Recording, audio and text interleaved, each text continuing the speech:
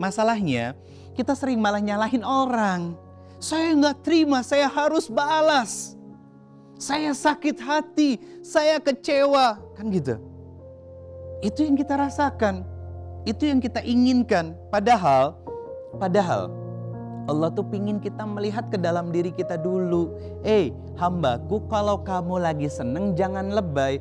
Kalau lagi sedih juga jangan berlebihan. Kenapa Allah menyampaikan ini kepada kita? Salah satu dalilnya ada di Quran surat Asy-Syura, surat ke-42. Apa kata Allah Subhanahu wa taala di ayat ke-30-nya? Kata Allah Subhanahu wa taala, segala luka, kecewa, sakit hati yang terjadi dalam hidup kita, Allah sampaikan, itu karena ulah tanganmu sendiri.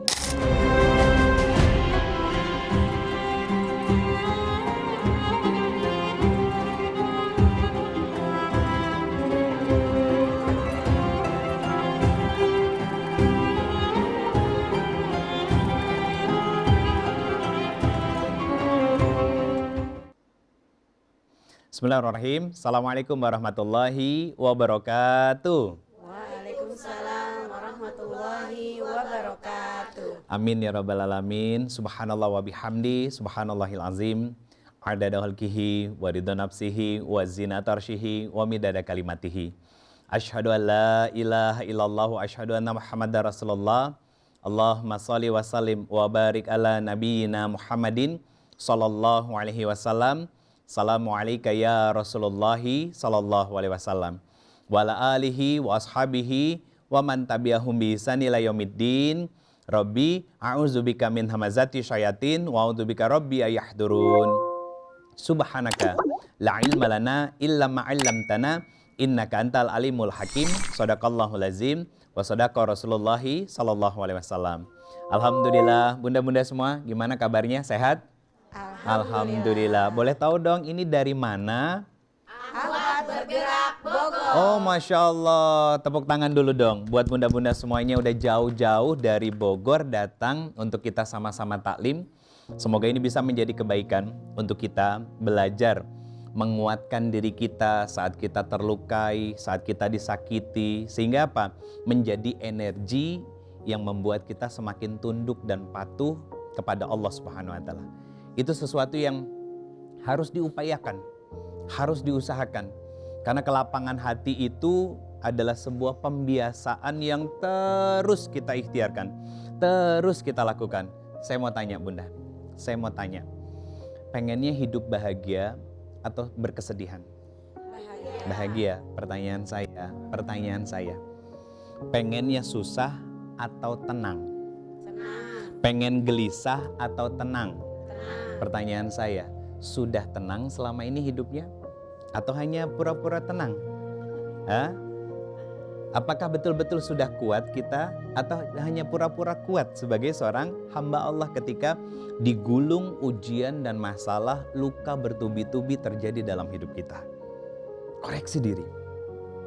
Harus ada proses refleksi diri, harus ada proses untuk kita lebih melihat ke dalam diri lagi. Kenapa kita dilukai, kenapa kita terluka selama ini. Ini jadi pelajaran besar buat kita. Sebagai seorang muslimin dan muslimah, luka, kecewa itu pasti terjadi. Pertanyaannya gini, kenapa kita terluka? Kenapa kita dikecewakan orang? Kenapa luka kita begitu dalam dari orang lain? Sebetulnya sederhana jawabannya bunda. Apa? Kita pernah berekspektasi, baik itu terucap ataupun hanya terlintas di pikiran kita kepada orang-orang di sekitar kita. Pertanyaan saya sederhana. Siapa sih orang yang paling sering membuat kita terluka? Siapa kira-kira? Satu keluarga yang paling dekat, pasangan hidup kita, suami kita sendiri. Betul kan? Pertanyaannya kan terjawab. Jangan-jangan kita pernah berekspektasi lebih kepada suami kita, tapi lupa untuk mengevaluasi dan introspeksi diri kita. Betul apa benar? Betul. Kita berharap suami kita soleh. Iya kan? Suami kita menjaga sholat-sholat di awal waktunya. Kemudian kita berharap suami kita kayak drama-drama dari Korea gitu yang ngasih bunga, soft spoken, ngangkatin jinjingan, boro-boro ngangkat galon aja kan. Pak angkat galon, Pak angkat galon, gitu kan. Sampai Fir'aun jadi tukang ojek lagi aja nggak bakalan ketemu gitu. Kenapa? Harapan kita kan seolah-olah begitu sekali panggil dia langsung datang, nemenin, bantuin kita, nolongin kita. No. Harus kita sadari bahwa ekspektasi-ekspektasi dan harapan-harapan yang sering terlintas di pikiran, terlintas di hati atau bahkan sampai terucap, itu sebetulnya kita membiarkan hati kita tersakiti, luka dengan sengaja. Ini dulu yang harus kita terima. Proses inilah yang akhirnya nanti akan membuka jalan-jalan kebaikan yang lainnya, sehingga insya Allah akan semakin menguatkan pijakan kaki kita sebagai seorang muslimah saat mendapatkan ujian-ujian dari orang-orang terdekat kita. Pertanyaannya, bagaimana Allah memframing cara kita agar bisa kuat dan kokoh ketika luka itu hadir dalam kehidupan kita? Saya mohon izin sambil menulis. Yang pertama, saya mengambil istilahnya dengan kata understanding. Apa maksudnya? Kita fahami. Apa yang difahami? Jadi fahami ini berarti bukan kaitannya dengan eksternal, tapi internal. Diri sendiri betul Bunda. Quran surat 57 ayat 22 sampai 23. Tentang apa ini? Surat Al-Hadid. Tentang yang namanya takdir. Jadi Allah sudah menjelaskan. Allah sudah mencatat. Kapan kita terluka, kapan kita kecewa, kapan kita sakit hati, kapan kita dikhianati oleh orang-orang yang kita kasih kepercayaan. Allah sudah mencatat semuanya dengan rapih. Bahkan Nabi SAW mengatakan bukunya sudah tertutup. Sejak kapan? 50.000 tahun sebelum alam semesta diciptakan. Jadi setiap episode dalam kehidupan kita itu sudah tertulis dengan rapih. Dan penulisnya adalah sebaik-baiknya penetap takdir, yaitu Allah Subhanahu wa Ta'ala. Apa tujuannya Allah ngasih tahu kepada kita? Nah, ini yang harus kita pahami. Satu, Allah pingin kita tidak lebay ketika kita diberikan senang. Itu satu. Nanti saya jelaskan perlahan. Yang kedua, kita juga tidak lebay ketika kita diberikan sedih. Apa maksudnya? Kadang kita kalau lagi senang, lupa. Apa yang kita lupain? Syukur. Berterima kasih sama Allah. Nikmat hidup.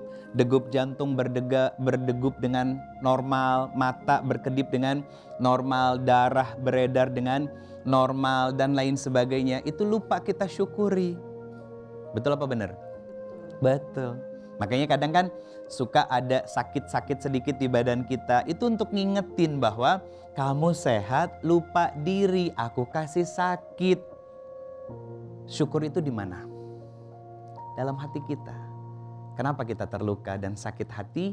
Karena hati kita sering lupa mensyukuri banyaknya nikmat yang Allah berikan. Betul kan? Makanya terluka kita, dibuat terluka sama Allah. Tapi masalahnya kita sering malah nyalahin orang. Saya nggak terima, saya harus balas. Saya sakit hati, saya kecewa. Kan gitu. Itu yang kita rasakan.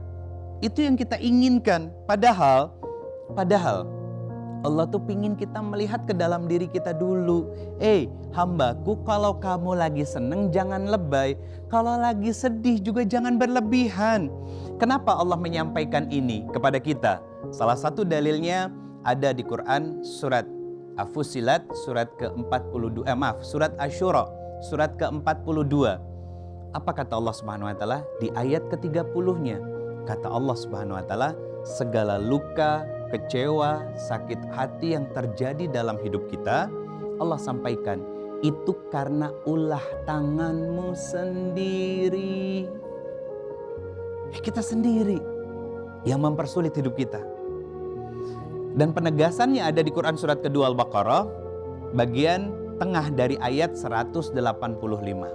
Apa itu? Yuridullahu bikumul yusra wala yuridu bikumul usra. Allah tuh pingin hidup kita itu mudah.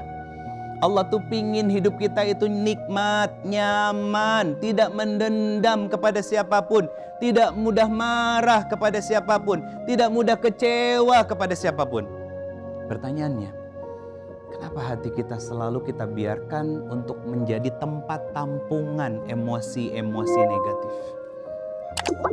Dikecewakan orang harus balas, dilukai orang mendendam, patah ekspektasi dan harapannya, kemudian apa yang kita lakukan? Marahnya meledak dan lain sebagainya. Rasanya Bunda dan sahabat muslim yang lainnya juga, kalau mau jujur, ya, kalau mau jujur, nanti kita ngelihat diri kita selama hidup banyaknya melangitkan amal soleh atau amal salah. Amal salah. Dan hari demi hari yang kita lewati, isinya adalah amal-amal salah yang kita kerjakan. Pertanyaan saya, ketika kita berbuat salah dan dosa, apakah sama Allah di stop napasnya 1 menit? Gak pernah. Gak ada nikmat dari Allah yang dikurang-kurangin sama Allah. Betul kan? Tiba-tiba begitu kita bikin dosa langsung gimana rasanya tuh? Iya kan? Itu yang harus kita syukuri dulu. Kita setiap hari bermaksiat, berbuat salah, berbuat zolim, melangitkan dosa, tapi tidak semuanya Allah balas sama sekali. Justru Allah tetap menumpahkan apa? Karunia, nikmatnya, kesempurnaan nikmat rezeki untuk hidup kita. Syukuri dulu dan fahami oleh kita bahwa ketika ada yang menyakiti dan takdir hidup berjalan tidak sebagaimana mestinya, pasti Allah punya maksud, pasti Allah punya tujuan. Apa? Ketika kesenangan yang hadir, jangan berlebihan. Ketika kesedihan yang datang, bertamu dalam kehidupan kita, jangan lebay. Tapi Ustadz, saya capek. Suami saya selalu berulang melakukan kesalahan Ustadz. Bahkan gak sedikit yang mereka menyampaikan pertanyaan-pertanyaan di media sosial tentang kondisi dan keadaan rumah tangga mereka. Ustadz, apakah saya harus tetap bertahan dengan seorang suami yang terus-terusan menyakiti kita? Menyakiti saya sebagai istrinya bertahun-tahun Ustadz. Satu hal Bunda yang harus kita pahami ya, sebagai seorang muslimah dan juga istri, pakai ayat ini sebagai penguat hati kita. Ketika kita nggak bisa melihat dan belum nampak sisi baik dari suami kita. Apa? Quran surat Al-Qasas, surat ke-28, ayatnya 56. Ini sebetulnya wasiat dan nasihat Bunda dari Allah untuk Nabi Muhammad SAW. Apa nasihatnya? Hei Muhammad, kamu sekali-kali tidak bisa memberikan hidayah, merubah orang yang kamu cintai. Oh, kan kita kan ketika suami jadi ujian, istri jadi ujian buat kita, ya kan pengennya ngerubah. Allah bilang gak bisa. Siapapun orang yang udah bikin kita sakit hati, kecewa, terluka, kita gak bisa merubah mereka. Kita gak bisa bikin mereka minta maaf sama kita, gak bisa. Kata Allah lanjutan ayatnya, Allah tahu siapa di antara hamba-hambaku ini yang menginginkan hidayah dariku dan aku akan berikan kepada orang-orang yang aku kehendaki. Jadi memahami luka, understanding, itu berarti kita memahami bahwa episode hidup kita sudah digoreskan dan ditetapkan oleh Allah Al-Muqtadir yang maha menetapkan takdir. Sehingga kita tidak mudah membenci siapapun Bunda. Allah sesayang itu sama kita. Bahkan mohon maaf, ketika kita terluka, kita sakit, rapuh, lemah, itu panggilan Allah. Wasari'u ila magfiratim min rabbikum fafirli ilallah la taqnatu min rahmatillah. Itu istilah-istilah yang Allah pakai untuk kita sadar diri dan kembali kepada Allah. Bahkan ada sebuah ayat penguat yang Allah sampaikan. Ya ayyuhan nas antumul fuqara Ridho, kamu tuh lemah. Kamu gak bisa ngapa-ngapain. Bahkan untuk bilang sama jantungmu berhenti berdetak pun gak bisa. Membiarkan matamu terbelalak tanpa berkedip, kamu gak mampu. Maka tunduklah pada yang mengatur semua tubuhmu, yaitu aku, Allah. Itu understanding. Kita memahami bahasa cinta Allah pada pertemuan sebelumnya. Itu adalah cara Allah mencintai kita. Sehingga apa? Tumbuh keyakinan di dalam jiwa kita untuk menjadi lebih baik lagi setiap harinya. Kalau sudah bisa memahami seperti itu, apa dampak berikutnya yang bisa kita rasakan? Yang kedua adalah accepting. Apa artinya? Menerima. Apa sih yang diterima? Ini yang bahasa sederhananya mulai berdamai dengan setiap takdir Allah. Berdamai dengan luka-luka dan kecewa yang ada di dalam diri kita. Kenapa? Karena Allah begitu sayang sama kita. Allah peduli sama kita. Dan Allah tuh gak mau mengotori tangan kita dengan berbuat yang sama orang lain. Makanya ada beberapa kaidah di dalam Al-Quran. Satu, Quran surat Al-Furqan. Surat ke-25 Bunda, ayatnya 20. Apa yang ingin Allah sampaikan sama kita? Ridho, hei hambaku, kalian berumah tangga, kalian berinteraksi sosial, kalian punya anak, kalian punya pasangan, kalian bekerja secara umum, kata Allah, kalian satu dan yang lainnya akan jadi ujian. Ada yang satset, ada yang lelet, iya kan? Ada yang ceroboh, ada yang detail, iya kan? Ada yang pendiam, ada yang cerewet, iya kan? Ada yang ekstrovert katanya, ada yang introvert dan lain sebagainya. Kita harus siap dengan itu semuanya. Kata Allah Subhanahu wa taala, kalian satu dan lainnya akan jadi ujian. Dalam kelompok-kelompok kalian, pasangan kalian akan jadi ujian. Suami kalian, istri kalian, anak-anak kalian, orang tua kalian, semuanya akan jadi ujian. Teman-teman kalian, ya, sahabat-sahabat yang selalu kalian banggakan selama ini jadi ujian buat kamu. Partner kerja, orang tua, kata Allah, atasbirun. Maukah kalian bersabar? Jadi sabar itu penawaran dari Allah. Ketika ada kesempatan untuk membalas keburukan orang dengan keburukan yang sama, kata Allah, atasbirun, maukah kalian bersabar? Ya Allah, kenapa saya harus sabar? Saya tuh sudah capek, saya sudah lelah ya Allah dengan semua luka yang saya rasakan selama ini. Apa jawab Allah? Kita buka Quran surat ke-42 Asy-Syura ayat ke-40. Apa kata Allah? Balaslah keburukan orang dengan keburukan yang sama. Oh, berarti saya boleh membalas ya Allah keburukan-keburukan orang. Tapi itu belum titik ayatnya. Itu masih koma. Yang jadi pertanyaan adalah begini. Bunda mukul saya. Berarti saya boleh balas. Bunda namanya Bunda EN. Bunda mukul saya. Berarti dari ayat ini Allah nyuruh saya untuk balas. Pertanyaannya, ketika saya membalas sakit yang saya rasakan ketika dipukul sama Bunda, terus kemudian Bunda rasakan sakit yang sama dari balasan yang saya lakukan, kira-kira sama nggak dengan sakit yang saya rasakan? Belum tentu. Bisa jadi pukulan saya lebih keras. Kenapa? Karena sudah terdorong dengan jengkel, kesel, dan marah.